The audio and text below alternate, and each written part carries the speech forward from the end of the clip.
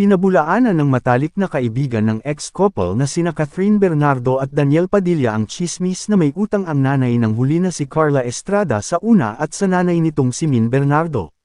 Sa showbiz-oriented YouTube program nilang Oras ng Opinyon, Talakayan, at Diskusyon, o OOTD nitong Martes, January 30, ibinahagi ng host at talent manager na si Jobert Socoldito ang mensahe na ipinadala sa kanya ng isang very close friend umano nina Catherine at Daniel.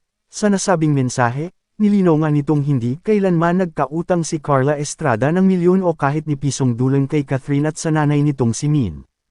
Aniya, isang pagtutuwid sa mga maling bata na nangangailangan itama. Una, walang utang. Hindi kailanman nagkaroon ng pagkakautang sa personal ng milyon o kahit piso si Miss Carla Estrada kay Min Bernardo at kay Miss Catherine mismo. Saad naman ni Jobert, hindi raw totoo na may utang.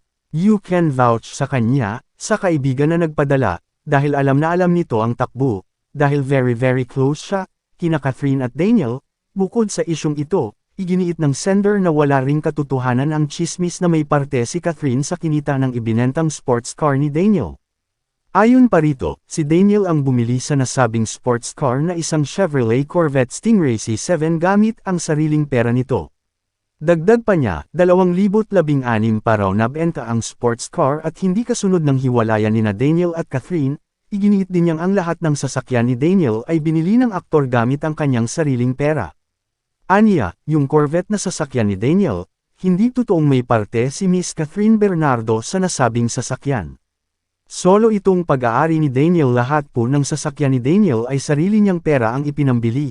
Taong 2016 pa ito nabenta at hindi kailan lamang, hinggil naman sa pag-aaring KFC branch ni Daniel, sinabi ng sender na walang parte si Catherine sa negosyo. Saad nito, yung KFC branch wala ring parte si Miss Catherine Bernardo sa KFC branch na pag-aari ng pamilya nila Daniel Padilla. Sinabi rin ng sender na mahigit isang taon nang napagdesisyonan ni Carla na ibenta ang kanilang family home sa Quezon City, at hindi kamakailan lang. Aniya, yung bahay mahigit isang taon nang napagdesisyonan na ibenta ang bahay ni Miss Carla Estrada dahil nais na niyang lumipat sa South area. Samantala, nanindigan naman si Jobert na hindi totoo ang tsismis na naghihirap o wala ng pera si Daniel, sa tagal na raw kasi sa showbiz ni Daniel, at sa dami na nang nagawa nitong proyekto, malaki-laki na rin ang naipon nito. Tila imposible rin umano na ilang buwan pa lamang silang naghiwalay ni Catherine ay naghihirap na agad si Daniel. Gayunpaman, aminado siyang naapektuhan nga ang showbiz career ni Daniel dahil sa hiwalayan nila ni Catherine.